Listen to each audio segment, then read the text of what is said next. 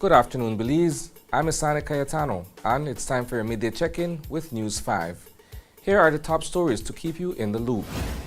A cab driver is stabbed to death during an altercation with a passenger in Orange Walk. Senior Counsel Ananram Logan to withdraw appeal in Jeremy Enriquez's claim. And in political news, Belize Rural South candidates participate in a debate in San Pedro. These stories and more are coming up in just 1 minute.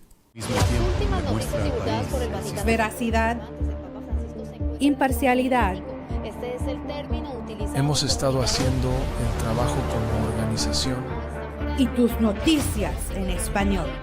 Están en aguas beliceñas, entonces esta bandera se queda aquí. Sintoniza Canal 5 cada viernes a las 7 de la noche. Tenemos que resolver los grandes problemas de este país. Su voz importa, su acción cuenta. Transfusión sanguínea, elementos que indican un deterioro evidente del estado de salud. Somos Noticiero 5 Semanal. Perdió la vida en un heroico intento de proteger a su hermano. El Tribunal de Magistrados de la ciudad de Belice se paralizó. La policía está investigando 2 asesinatos separados. Tu fuente de información. Welcome back. On Wednesday night, 51-year-old cab driver Romualdo Vasquez from Orange Walk was tragically stabbed to death. While dropping off a fare on San Martin Street, he got into an argument with the passenger, who then pulled out a knife and stabbed Vasquez in the throat and body. Vasquez tried to drive away but crashed into a nearby lamppost. The incident occurred around 8 p.m. We'll have more details in our evening newscast. Senior Counsel Ananram Logan has informed attorney Amon Courtney that his client, Jeremy Enriquez, has decided to withdraw the application for an expedited hearing filed on February 11th. Courtney represents the Attorney General in a case brought by Enriquez and 2 others about the overdue redistricting exercise. Although the High Court dismissed the claim, Ram Logan appealed to the Court of Appeal, which hasn't heard the case just yet. To speed things up, Ram Logan sought special leave from the Caribbean Court of Justice to review Justice Hondura's decision. Earlier this week, the CCJ dismissed the application, saying it had no merit. On Wednesday night, the 4 political candidates for Belize Rural South faced off in an informal debate in San Pedro.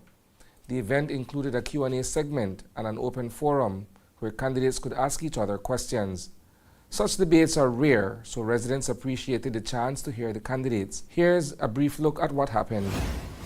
Ambergris Key and Key Cocker contribute significant money to the government of Belize via tourism taxes and GST, with little subvention in return. How will you or have you lobbied for increased financial support from the government? We need to fix the taxes from it because the taxes is very expensive. Keep your mic. And the BTB need a lot of work and a lot of things to be good again. Both administrations had been there. They have been at the House of Representatives, never fighting for San Pedro and Kikaker and other stakeholders like Placencia, Hopkins. That is the truth of our sad situation, our reality, when it comes to the government of Belize not returning this fair share to our island. One of the things I think can help with making this work or making the effort to get more money for San Pedro is, of course, the redistricting, where we can have more than 1 representatives representing our island for the amount of voters we have here in San Pedro. I believe strongly that the way that the 2 islands can generate more income from these taxes is for government to give more autonomy to the local authorities. But this administration, I have seen it, rather than giving more autonomy, they have taken away.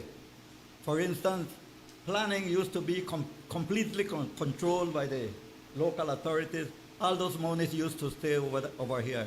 Today, it has to go to Belmopan with a percentage of those revenues staying in Belmopan and the balance over here. One of the first things we need to understand is that we have to move away from that perception about subvention. Subvention means an assistance to a municipality or whether it goes to a village council. That has been ever since for many decades, the feeling of the impression that if we don't get subvention, we do not get anything else for the municipality. Let's start with this. Plan Belize 2.0, in there with the pillars that we talk about what we're going to do for the different municipalities.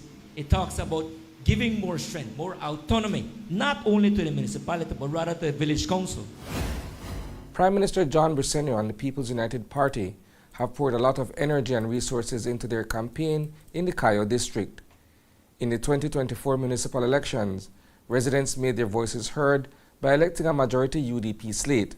However, the PUP incumbents in the Twin Towns and Benque are optimistic about winning their seats on March 12th. Jorge Melines Spat, the party's candidate for Cayo West, is confident his constituency will come through again.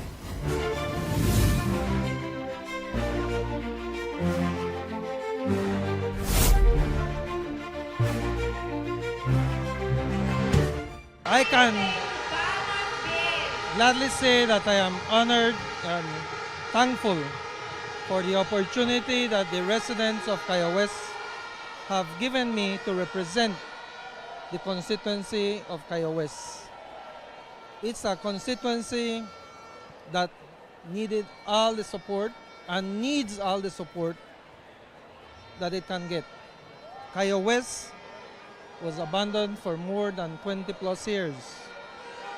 And now, under this People United Party, under the great leadership of the Prime Minister, Honorable John Briceño, I can gladly say that Cayo West is moving ahead. Cayo West is shining once more, and Cayo West will deliver once more. We also heard from Mike Guerra, the United Democratic Party's candidate in Cayo West. He acknowledged that his campaign has been running low on resources. However, Guerra emphasized that it's not about the resources, it's about ousting a spot to provide better representation for his constituents.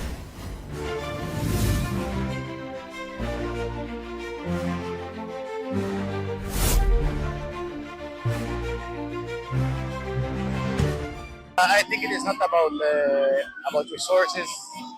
It is not about flags. As you can see, the Cayo West is filled with blue flags. It is about the personality. You see, the problem here in the Cayo West is not the PUP. It's the area representative.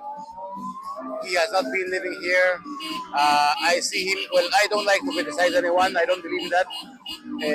My principles doesn't permit me to criticize anyone as a person. I'm telling you, I born here, I grew up here, and I ask God to die here. I feel for the people of Cayo West. Only if you live in Cayo West, you can feel and you can see the necessity of the people of Cayo West. What is it that you're promising the people? You're telling them that you can do better? Nothing.